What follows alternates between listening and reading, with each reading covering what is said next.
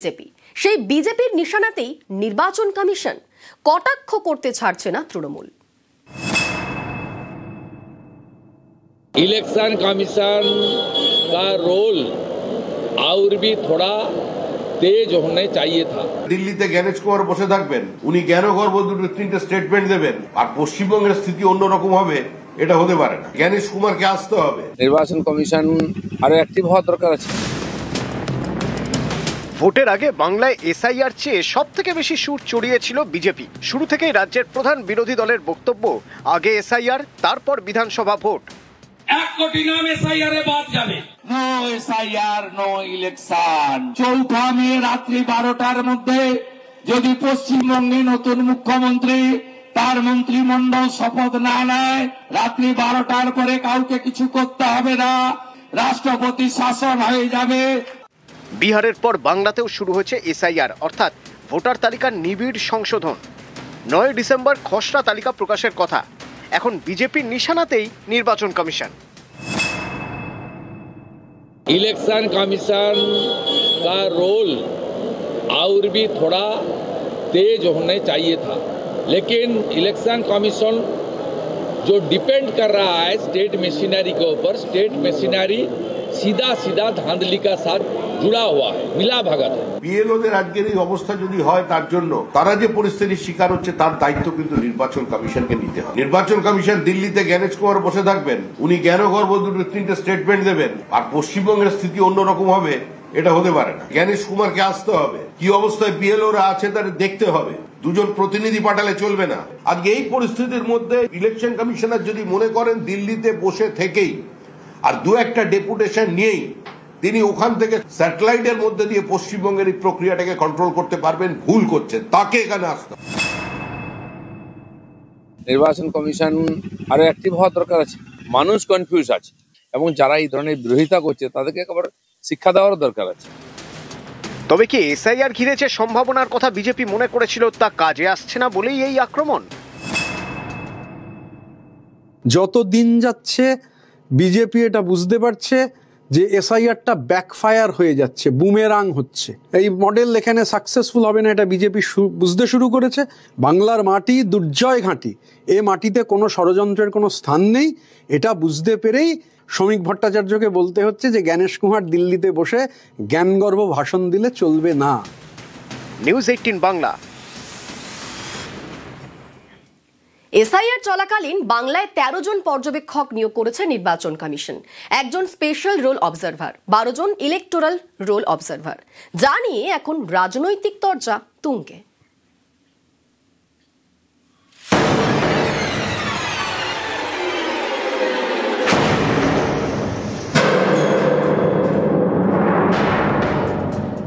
সাধারণত ভোটের সময় পর্যবেক্ষক নিয়োগ করে নির্বাচন কমিশন।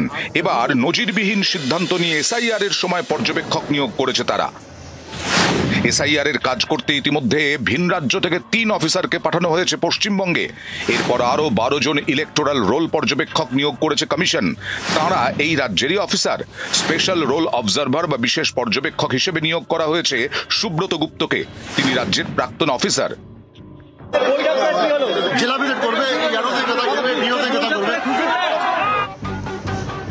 রাজ্যের এসআইআর পরিস্থিতি নিয়ে শনিবার নির্বাচন কমিশনের এই নবনিযুক্ত পর্যবেক্ষকরা দীর্ঘ বৈঠক করেন। যেভাবে স্পেশাল অবজারভার নিয়োগ করেছে, স্পেশাল অবজারভাররা ধরবে কি করেছে সব জানি আমরা। ওটিপি কাদের হাতে, ডাটা এন্ট্রি কিভাবে করেছে, কত মৃত বাংলাদেশি ফলস নাম তুলেছে, সব আমাদের কাছে তথ্য আছে। একটা একটা ধরে কাটাবো। তো সবে শুরু। 9 তারিখে ড্রাফট ভোটার লিস্ট হবে। অনেক লম্বা 2 মাসের লড়াই। যদি কেউ এটাকে মনে করে এটা মানসিক একটা চাপ দিচ্ছে এই রাজ্য সরকারের উপরে, তাহলে এটাতে আমরা বিচলিত নই। এত লাফালাফি করে তো লাভ নেই। আপনারা যদি মনে করেন যে চিফ ইলেকশন কমিশন কিংবা ইলেকশন কমিশন আপনার নির্বাচনে বৈতরণীটা পার করবে, এটা খুব দুঃখের বিষয়। বিহার তো প্রতিবাদ করেনি, বাংলা বুঝতে পেরেছে। নিউজ 18 বাংলা। অন্যের মা মাকে নিজের মা বানিয়ে এসআইআর ফর্ম। এসআইআর তালিকায় কীর্তি ফাঁস ভাই বোনের। বনগাঁয় অভিযোগ সন্তানহারা মহিলার, তার ছেলের আগেই মৃত্যু হয়েছে বলে দাবি। প্রতিবেশী ভাই বোনের বিরুদ্ধে অভিযোগ ফর্মে ভুল তথ্যের অভিযোগ খারিজ প্রতিবেশী। ক্ষতি দেখে ব্যবস্থার আশ্বাস মহকুমা শাসকের। আমি অভিযোগ করি যে আমার নাম ভুলি বিশ্বাস, আমার ছেলের নাম অনুপ বিশ্বাস, আমার মায়ের নাম মমতা বিশ্বাস, কিন্তু এই দুটো আমার ছেলে না, এই চম্পা বিশ্বাস আমার মেয়ে না। আমার ভোটার লিস্ট নিয়ে ভোট করেছে, আমার ছেলের নাম অনুপ বিশ্বাস, সেটাও করেছে। সেই অভিযোগ করে? হ্যাঁ, সেই অভিযোগ যে আমার এই ভোটটা যাতে না থাকে সেটাই। বিএলওকে জানিয়ে? হ্যাঁ, বিএলওকে জানিয়েছি। হ্যাঁ, এইচডিওকেও জানিয়েছি। আমি আমার লিগাল ডকুমেন্টস দিয়ে তুলেছি। কবে তুলেছেন? অনেক দিন আগে, 2012-13 এরকম। সেখানে মায়ের নাম কি ছিল? মায়ের নাম তো নেই, আমার বাবার নামই আছে ওখানে, অমল কৃষ্ণ বিশ্বাস। হ্যাঁ, অভিযোগটা যে জানিয়েছে তাকে তার কাছ থেকে একটু জেনে নিন যে ওটা উনি কি করে করলো, ওনার কাছে কোনো তথ্য আছে কিনা। আমার এই 22 নম্বর ওয়ার্ডে 222 পাটে ভুলি বিশ্বাস নামে এক ভদ্রমহিলা, সেই মহিলাকে মা সাজিয়ে অনুপ বিশ্বাস নামে এক ব্যক্তি ভোটার কার্ড করেছে। ইলেকশন কমিশন তারা তদন্ত করিয়ে দেখুক, এতে আমাদের কোনো অসুবিধাও নেই, বাধাবিঘ্নও নেই, কারণ এটা যাচাই করে তারা প্রমাণ করে দিয়ে যে বাস্তবে কি হয়েছে সেটাকে তারা দেখুক। এসআইআর-এর জেরে ভারত ছাড়ছেন বাংলাদেশিরা। আজও সীমান্তে জড়ো শতাধিক বাংলাদেশি। স্বরূপনগরের হাকিমপুরে এখনো বাংলাদেশিদের ভিড়। অনুপ্রবেশের পর ভারতের বিভিন্ন জায়গায় বসবাস। অনুপ্রবেশের কথা মানছেন অনেকেই। এসআইআর চালু হতেই দেশে ফেরার মরিয়া চেষ্টা। পরিবার নিয়ে সীমান্তে অপেক্ষা বাংলাদেশিদের। দিনের পর দিন অপেক্ষা করে মেজাজ হারাচ্ছেন অনেকেই। এসআইআর-এর যে তাতেই ভারত ছাড়ছেন বাংলাদেশিরা। আজও সীমান্তে জড়ো শতাধিক বাংলাদেশি। স্বরূপনগরের হাকিমপুরে এখনো বাংলাদেশিদের ভিড়।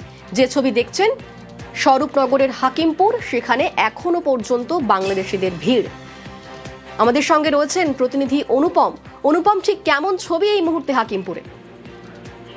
দেখো, হাকিমপুরে অন্যদিনের মতন আজও বাংলাদেশি যেসব অনুপ্রবেশকারীরা ভারতে ছিল তারা আজও হাকিমপুরের যে সীমান্ত সেই চেকপোস্টের সামনে এসে তারা ভিড় করেছে।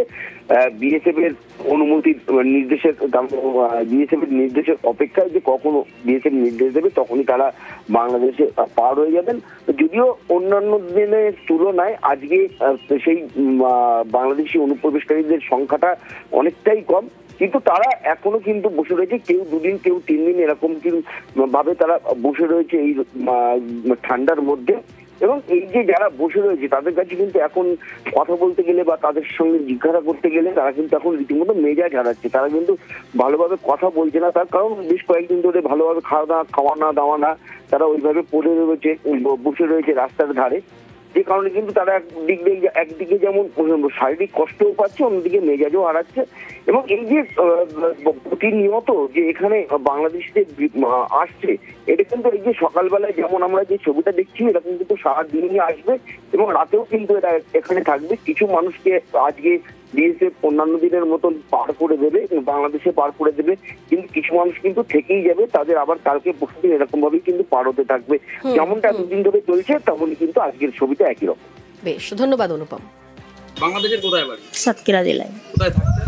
ডানকুনি। এখানে কিভাবে এসেছিলেন? চুলাই পথে এসেছিলাম। কত টাকা খরচ হয়েছিল? 10,000।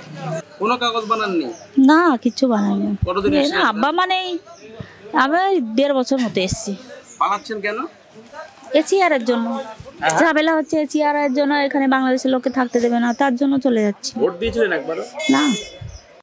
উলুবেড়িয়ার দিকে নজর রাখি। উলুবেড়িয়ায় দেদার সবুজ ধ্বংস। 4টি মাত্র গাছ কাটার অনুমতি নিয়ে 27টি গাছে কোপ। পঞ্চায়েত প্রধান উপপ্রধানের বিরুদ্ধে অভিযোগ। আরো একবার জানিয়ে রাখি, 4টি গাছ কাটার অনুমতি নিয়ে 27টি গাছে কোপ। উলুবেড়িয়ায় এভাবে দেদার সবুজ ধ্বংস। পঞ্চায়েত প্রধান উপপ্রধানের বিরুদ্ধে অভিযোগ। আমাদের সঙ্গে রয়েছেন প্রতিনিধি সন্তু। 4টি গাছের অনুমতি নিয়ে 27টি গাছ কিভাবে কাটা হলো, এই বিষয়ে কি বলছেন স্থানীয়রা, কি বা বলছেন পঞ্চায়েত প্রধান কিংবা উপপ্রধান? দেখো, উলুবেড়িয়া 2 নম্বর ব্লকের জোয়ারগড়ি গ্রাম পঞ্চায়েতের জগরামপুর, সেখানেই স্থানীয় বাসিন্দাদের অভিযোগ বেশ কিছুদিন আগে কিন্তু যে আমফানে যে ঝড় হয় সেখানেই বেশ কিছু গাছ পড়ে যায়। সেই গাছের জন্য সমস্যা হচ্ছে স্থানীয় চাষিদের। সেই মতো কিন্তু পঞ্চায়েত প্রধান ও উপপ্রধানের বিরুদ্ধে যারা স্থানীয়রা অভিযোগ আনছেন যে তারা 4টি পড়ে যাওয়া গাছ কাটার অনুমতি নিয়ে সেখানে কিন্তু প্রায় 27টি গাছ কেটেছে, গাছ কাটা হয়েছে এবং সেগুলো বিক্রি করে দেওয়া হয়েছে, এমনটাই কিন্তু অভিযোগ। এবং এই মর্মে কিন্তু বন দপ্তর থেকে শুরু করে সেচ দপ্তর সব জায়গাতেই কিন্তু স্থানীয়রা অভিযোগ করেছেন প্রধান ও উপপ্রধানের নামে। তারা চাইছেন যে স্থানীয় যে পঞ্চায়েত সদস্য তিনি জানাচ্ছেন যে তাকেও কিন্তু জানানো হয়নি এই গাছ কাটার প্রসঙ্গে, কিন্তু এই মর্মে কিন্তু প্রধান ও উপপ্রধানের সঙ্গে কোনো যোগাযোগ করা হয় তারা কিন্তু কোনো উত্তর দিতে চায়নি। যদিও উল্লবেড়িয়া উত্তরের বিধায়ক নির্মল মাঝি তিনি কিন্তু জানিয়েছেন তিনি পুরো বিষয়টি জানেন এবং তিনি প্রধান ও উপপ্রধানকে বলেছেন পুরো তদন্ত করার জন্য, যদি এর মধ্যে কোনো দোষ থাকে তাহলে তার বিরুদ্ধে যেন সরকার ব্যবস্থা নেয়, এমনটাই কিন্তু বলেছেন। বেশ, ধন্যবাদ। কতগুলো গাছ কাটা হয়েছে? 27টা। পারমিশন কটা গাছ ছিল? পারমিশন ছিল 4টে, তো ওরা ওটা এক্সটেনশন করে 11টা করেছিল, সেটা মোড়া গাছ। তো ওরা সেই অজুহাতে 27খানা গাছ কেটেছে। কারা করলো এটা? করলো আমাদের জয়গড়ি অঞ্চলের প্রধান এবং উপপ্রধান, এবং আমাদের বুথেরও কয়েকজন নাকি এদের সাথে জড়িত। এই গাছগুলোকে বিক্রি করে দেওয়া হয়েছে? গাছগুলো বিক্রি করেছে, সরকারি সম্পত্তি বিক্রি করে যে টাকা আত্মসাৎ করছে, এর বিরুদ্ধে আমরা প্রতিবাদ চাই। যেটুকু জেনেছি তাতে শুনেছি যে প্রধান উপপ্রধান ওখানকার পঞ্চায়েত বন দপ্তরের বৈধ পারমিশন নিয়ে গাছ কেটেছে এবং আমাদের গাছ অত্যন্ত মূল্যবান, একটি গাছ মানে একটি প্রাণ। তাই আমি প্রধান উপপ্রধানকে বলেছি আরও পুঙ্খানুপুঙ্খভাবে চুলচেরা বিশ্লেষণ করে দেখে যাতে এতে কোনো অনিয়ম না হয় সেদিকে বিশেষ নজর দিতে। প্রশাসনকে কি বলবেন? প্রশাসনকে বলবো যে আইন অনুযায়ী বিচার করতে, যদি কেউ শাস্তিমূলক অপরাধ করে থাকে তার শাস্তি বরাদ্দ করতে। সরকার বাড়িতে আজ বিয়ে, সানাই বেজেছে আগেই। ম্যাজিশিয়ানের মেজো মেয়ের বিয়ে, কাগজে বিজ্ঞাপন দিয়ে পাওয়া পাত্র নিয়ে উচ্ছ্বসিত সরকার পরিবার। আইবুড়ো ভাতের পর শনিবার মৌবনির হাতে মেহেন্দি পরানো হলো। সঙ্গে মা জয়শ্রী সরকারও মেয়ের সঙ্গে মেহেন্দিতে হাত রাঙালেন।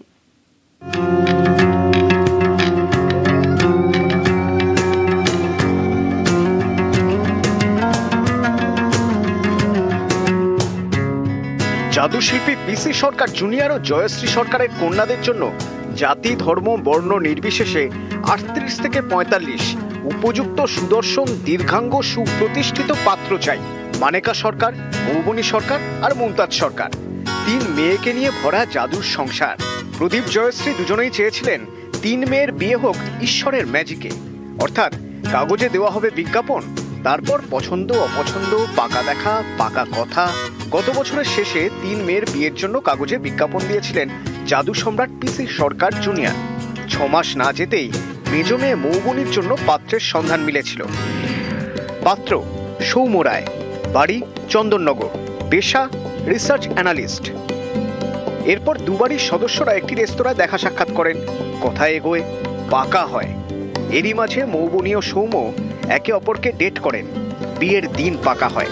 30শে নভেম্বর দক্ষিণ কলকাতার এক হোটেলে বসছে বিয়ের আসর। 4 হাত এক হবে। মায়াজাল দেখে বড় হওয়া মেয়ে জড়াবে নতুন মায়ার জালে। আইবুড়ো ভাতের পর শনিবার মৌবনির হাতে মেহেন্দি পরানো হলো। মা জয়ত্রী সরকারও মেয়ের সঙ্গে মেহেন্দিতে হাত রাঙালেন। মৌবনি বিশ্বাস করেন মেহেন্দির রং যত গাঢ় হবে হবু বরের সঙ্গে ভালোবাসাও ততটাই গভীর হবে। ইচ্ছে আছে কোনো একটা মেয়ের কোনো একটা ঘর জামাই রাখবো, ভীষণ ভাবে, ভীষণ। একটা না পারলে দুটোই। এখন একজনকে তো উপায় নেই এখন আমি ওই ধান্দায় রয়েছি কোনটাকে ঘর জামাই করব। হাত ধরে হাঁটতে শেখানো মেয়েটা অন্য মায়ায় জড়িয়ে পড়বে। মায়াজালের রাজার চোখে জল, আবেগে ভাসছেন পিসি সরকার জুনিয়র। 3 মেয়ের জন্য পাত্রীর বিজ্ঞাপন দেওয়া হয়েছিল। 3 মেয়েকে এক ছাদনাতলায় কন্যাদান করতে চেয়েছিলেন ম্যাজিশিয়ান, কিন্তু তা যে হলো না। ত্রিধারায় বইবে, ত্রিশূলের মতো। এতে প্রথম শুল আর 2টো শুল বাকি আছে। বিয়ের ফুলে গন্ধ থাকতে থাকতে যেন হয়ে যায় এটা। তবে আমার বন্ধু বান্ধবরা বলছে মানে কবজির বিয়ে তো খাবো, বেশি তাড়াতাড়ি ঘন ঘন খেলে পরে পেট খারাপ হবে, একটু রয়ে শুয়ে করবো। ম্যাজিশিয়ানের মেয়ে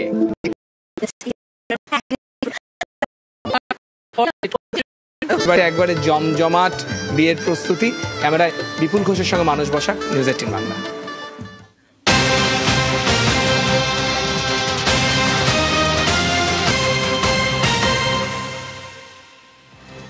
মহেশতলা জুড়ে রাস্তা সারাইয়ে জোর, 75 কোটি টাকা বরাদ্দে 44টি রাস্তা মেরামতি। আকড়া ও নুঙ্গি স্টেশন রোড সহ 44টি রাস্তা সারাই। মহেশতলা জুড়ে রাস্তা সারাইয়ে জোর, 75 কোটি টাকা বরাদ্দ করা হয়েছে এবং তাতে 44টি রাস্তা মেরামতি। আকড়া ও নুঙ্গি স্টেশন রোড সহ 44টি রাস্তা সারাই। আমাদের সঙ্গে এই মুহূর্তে রয়েছেন প্রতিনিধি সমীর, আরো বিস্তারিত বলবে সমীর।